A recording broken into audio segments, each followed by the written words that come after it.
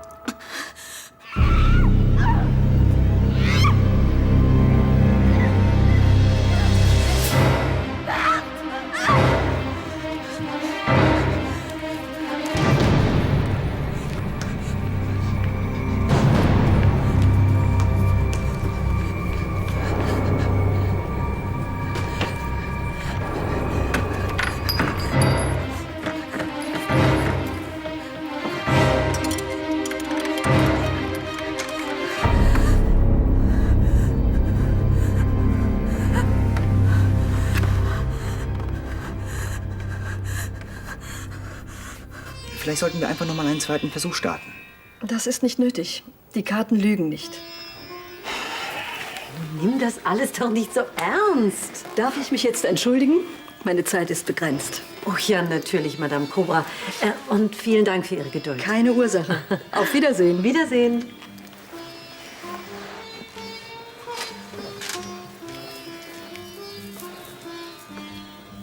Du bist enttäuscht, habe ich recht? Nein, ich fand es sehr amüsant. Nein, es ist schon okay, wenn du nervös bist. Ich meine, schließlich bin ich ein selbstbewusster, attraktiver Mann.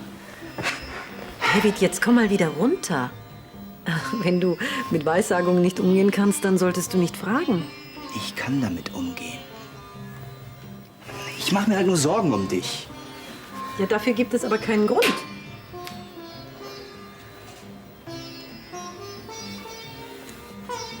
Okay, ich mache mir Sorgen um mich. Sag mal, so ein kleines Spiel bringt dich so aus der Fassung? Gibt es da vielleicht einen anderen? Nein. Ja, aber Madame Cobra hat doch eben noch Ach, gesagt, weißt du was? Jetzt wird es mir wirklich zu bunt. Ich gebe dir einen Rat. Lüfte mal gut durch. Vielleicht verfliegen dann auch deine Flausen.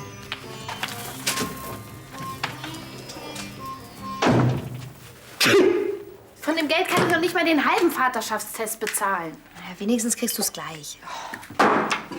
Dieser dusselige Chauffeur fährt mich fast über den Haufen und die wollen mich jetzt mit so ein paar Euros abspeisen oder was? Vergiss mal nicht, dass du überhaupt den Unfall provoziert hast. Das wissen die doch nicht. Und für eine arme Schülerin unter Schock mit einem kaputten Fahrrad können die ja wohl ein bisschen mehr abdrücken.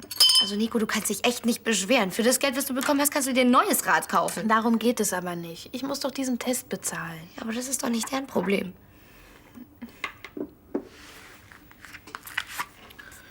Hoffentlich lohnt sich das alles überhaupt. Ob der mein Vater ist? Vielleicht haben die im No Limits ja noch einen Job zu vergeben. Habe ich schon mal gefragt. Unter 18 keine Chance. Jemand zu Hause? Wir sind hier.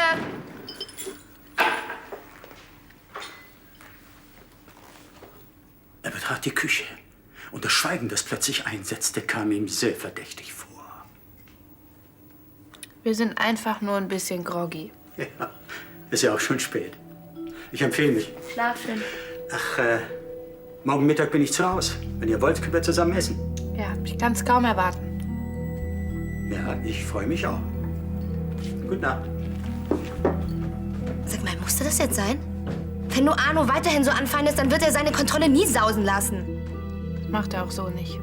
Deshalb brauche ich mir auch gar keinen Nebenjob suchen. Egal welchen. Dann musst du eben warten, bis du die Kohle zusammen hast. Und wann soll das sein? Im nächsten Jahrtausend?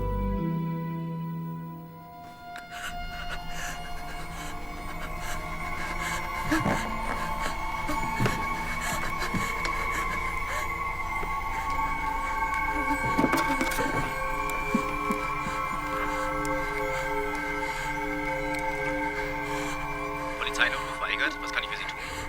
In deiner Nähe bin ich glücklich. Hier bin ich. Hallo?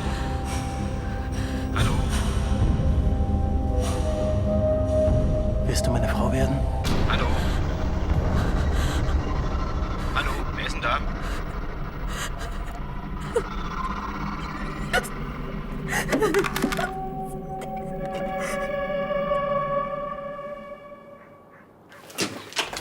Morgen, Frau Brandner. Oh, guten Morgen, Andi.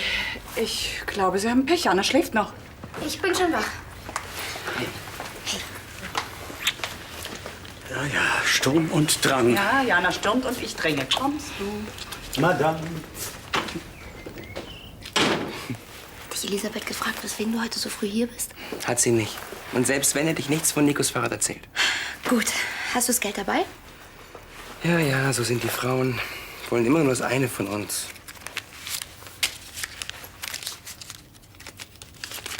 Du hättest mir ruhig mal widersprechen können. Wieso? Wo du recht hast?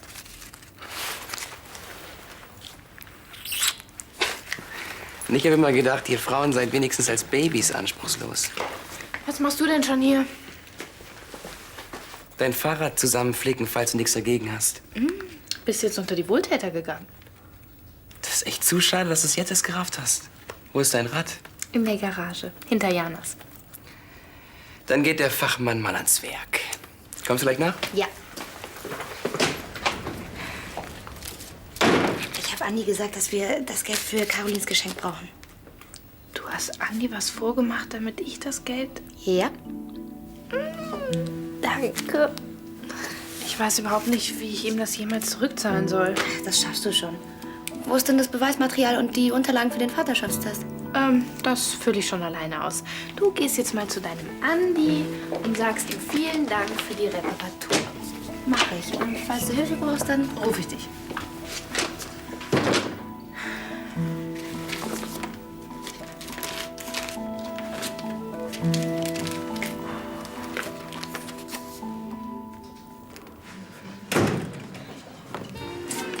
Na, so in Gedanken? Ja. Und du errätst sicherlich gleich, weshalb. Ihr habt euch wieder gestritten. Nein, aber Madame Cobra hat uns prophezeit, dass David und ich auf Dauer nicht zusammenpassen.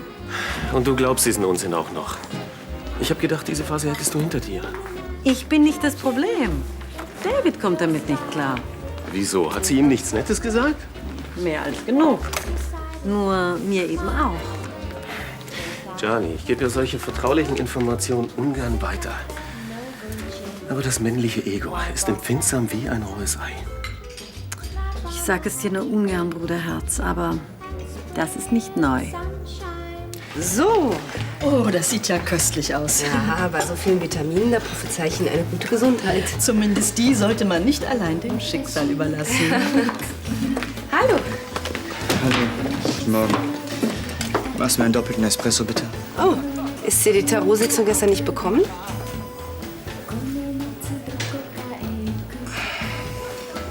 Ehrlich gesagt, es war eine Katastrophe.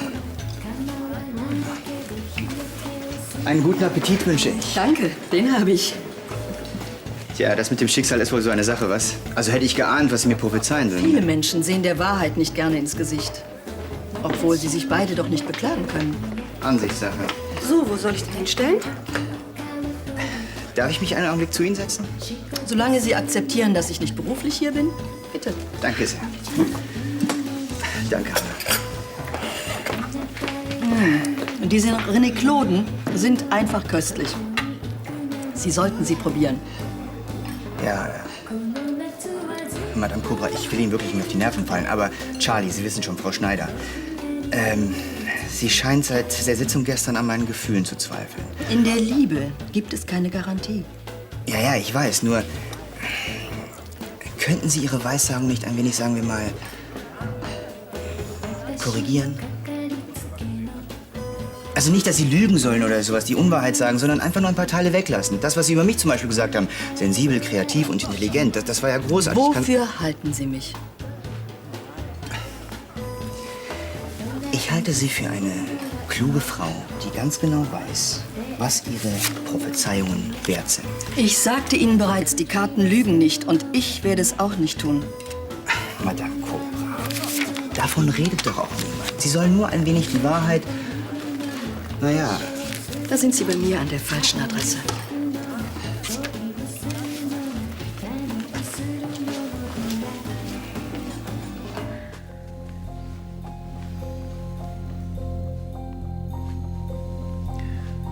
Schatz, bist du im Bad?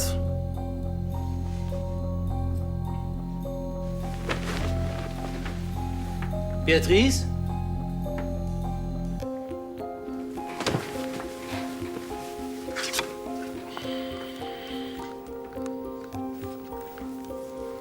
Christiane am Apparat? Ja, guten Morgen. Sagen Sie, haben Sie meine Frau heute schon gesehen? Nein, tut mir leid. Und gefrühstückt hat sie auch noch nicht? Nicht, dass ich wüsste. Kann ich etwas ausrichten, wenn ich sie sehe? Das ist nicht nötig, danke.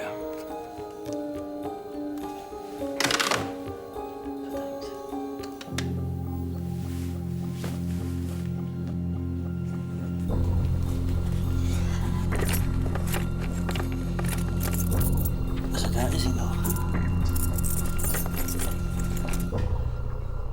Was machst du da? Guten Morgen.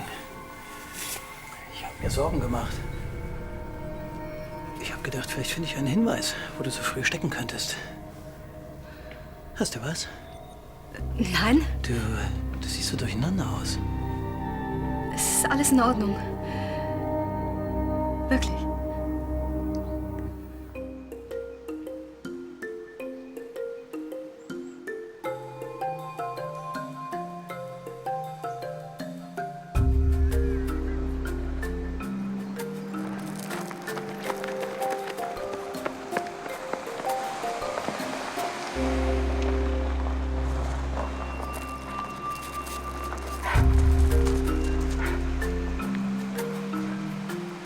Der japanische Kulturattaché wird jeden Moment hier eintreffen. Etwaige Besuche oder Telefonate in dieser Zeit bitte nur nach Absprache mit meiner Tochter. Danke. Geht in Ordnung, Herr Graf.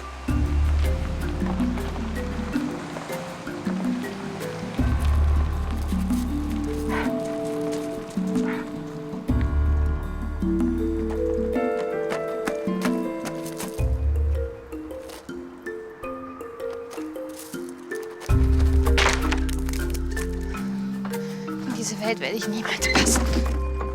Warum hast du mich denn nicht geweckt? Es war noch so früh. Und du hast so friedlich geschlafen. Vielleicht hätte ich ja gerne ein wenig mit dir im Pool geplanscht. Ich war nicht lange drin.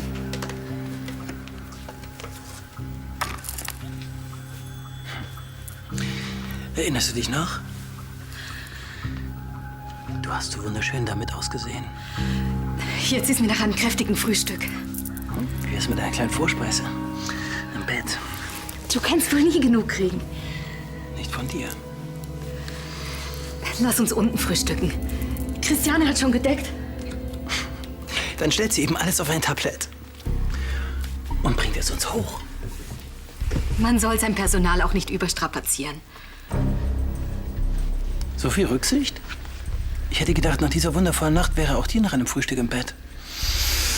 Ein andermal. Ja? Na gut, dann gehe ich eben duschen.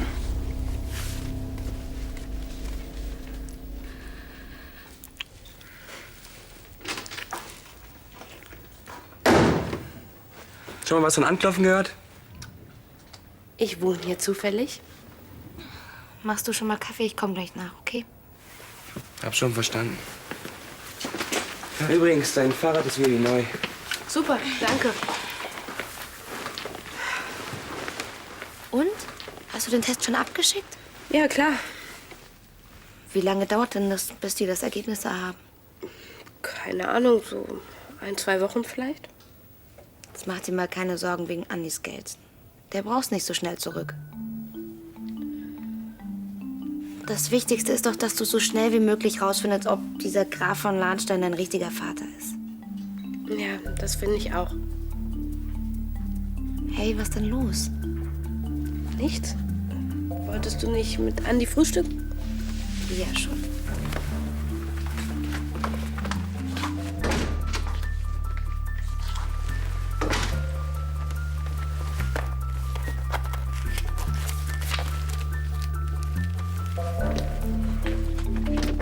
Übrigens, Andi bleibt wahrscheinlich noch zum Mittagessen. Ja. Das ist schön. Dann ist ja gut. Nichts ist gut. Madame Cobra, dass Sie so bald schon wieder zu mir kommen. Liegt nicht zuletzt an Ihrer exquisiten Auswahl an Säften. Vor allem Ihr René-Kloden-Saft ist unübertrefflich. Das freut mich. Darf ich davon ausgehen, dass Sie ein Glas bestellen möchten? Ihre Intuition spricht für Sie. Alexa, ein René-Kloden-Saft. Hab ich noch nie gehört. Wo kommt der hin? Der ist für Madame Cobra. Ach, das ist doch diese Wahrsagerin. Mhm. So, ich übernehme das. Danke. Bitte sehr. Danke sehr. Sie sehen mich so an, als würden Sie mir gern Gesellschaft leisten. Oh, wie haben Sie das erraten? Manchmal kann ich neben Tarotkarten auch Gedanken lesen. Madame Cobra, Ihre Prophezeiung, dass ich für David nicht die einzige Frau bleiben werde. Hat Sie wohl sehr getroffen. Es geht da weniger um mich, vielmehr um David. Könnten wir ihm nicht vielleicht noch eine Ergänzung dazu liefern? Wie stellen Sie sich das vor? Wissen Sie, das männliche Ego ist empfindsam. Wie ein rohes Ei. Na und? Wenn er die Antwort nicht erträgt, darf er nicht fragen. Ja, ich dachte nur, man könnte es vielleicht für ihn netter formulieren. Sie sind sich ähnlicher, als ich dachte. Eben war Herr McNeil bei mir und... David? Was wollte er denn? Sie sagen doch immer, dass Sie mit der ganzen Wahrheit heraus müssen. Nun ja, er hätte viel darum gegeben, sein Schicksal ein wenig zu korrigieren. Ach. Das duftet ja köstlich. Oh, danke, danke, danke. Schmeckt ja auch lecker. Pasta alla Nico ist eine echte Spezialität. Ich wusste gar nicht, dass du kochen kannst. Ja, es gibt vieles, was du nicht von mir weißt. Haben Sie eigentlich schon unseren Nachwuchs gesehen? Ja, quasi als einer der ersten. 22, 22, 22. Was sagst du zu solchen Maßen, Andi? Arno kennt sich aus bei Frauen. Oh. Ja, dann haut mal rein. Es ist genug für alle da. Das beruhigt mich. Fehlt noch irgendwas? Parmesan. Ah, ich hol ihn.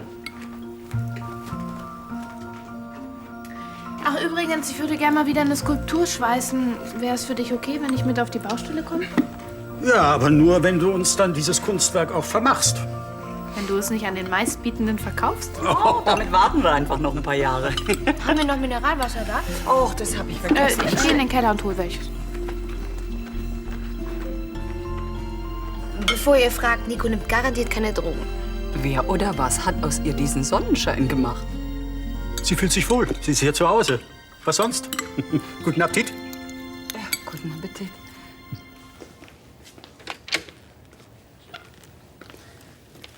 Und du bist dir wirklich sicher, dass ich dich nicht massieren soll? Ich bin mir sicher, ich könnte was gegen deine Verspannung tun. Geh du ruhig in den Stall zu Vanessa. Ich habe den Masseur bereits bestellt. Muss ich eifersüchtig sein? Schatz, du weißt doch, wie sehr ich dich liebe. Ist das wirklich wahr? Natürlich. Und richte Vanessa bitte aus, dass ich ihr die Ohrringe gerne leihe, nachdem sie mich unlängst gefragt hat. Ja, da wird sie sich aber freuen.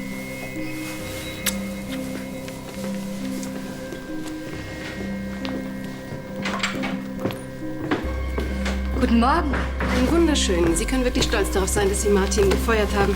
Sie wird schon sehen, was sie davon hat, wenn mein Bruder ihre Firma in den Ruin getrieben hat. Martin! Genießen wir den Tag. Nichts lieber als das.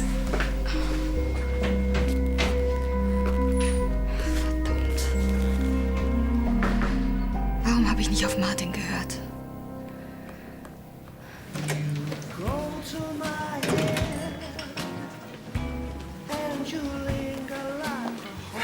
Hallo, Schatz. Guten Morgen. Ist man vor der eigentlich nirgends sicher? Alexa, machen Sie bitte die Rechnung für Madame Cobra. Hast du Angst, sie könnte noch weitere Details aus deinem künftigen Liebesleben enthüllen? Charlie, egal was diese Frau gesagt hat, für mich gibt es nur dich. Und daran wird sich auch nichts ändern. Wer weiß das schon? So, bitte sehr. Danke Die sehr. Rechnung. Machen Sie 16. Entschuldigung. Darf ich Sie mal was fragen? Nur zu. Frau Schneider hat mir gesagt, dass Sie sowas wie eine Wahrsagerin sind. Ohne das sowas wie, ja. Dann können Sie mir doch bestimmt sagen, ob ich diesen Job hier irgendwann mal perfekt beherrschen werde. Ich schätze, dass Sie sich in absehbarer Zeit eher beruflich umorientieren. Ja, das zu sehen, dazu bedarf es keiner Wahrsagerin. Sie sind nicht mit Elan und Freude bei der Arbeit. Wenn Sie mehr wissen wollen, machen wir einen Termin. Momentan habe ich nämlich Urlaub. Dankeschön. Dankeschön.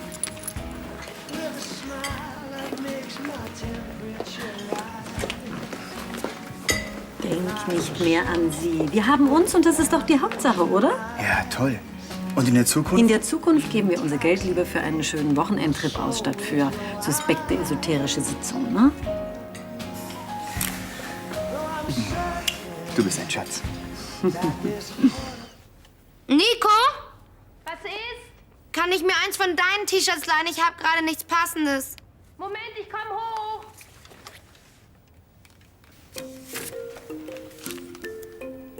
Ich such dir sofort was raus. Ich dachte, das hättest du schon längst abgeschickt.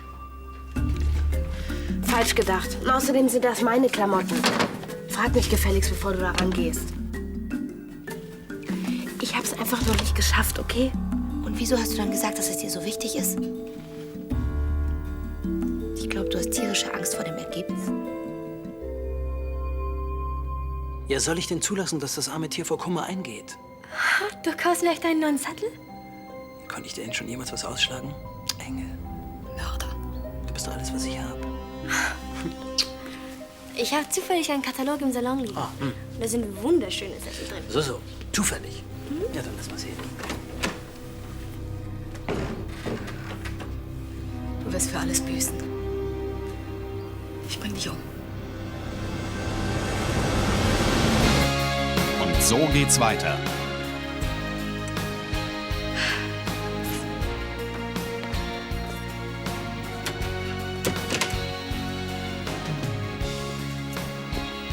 Jetzt weiß ich, was du mit Nachtisch gemeint hast. Hätten Sie Lust, beim nächsten Mal mitzufahren? Ja, wenn ich nicht nur die Beifahrerin bin. Oh, Sie können jeden Wagen hier haben. Aber bei diesem lasse ich keinen anderen ans Steuer. Den oder keinen?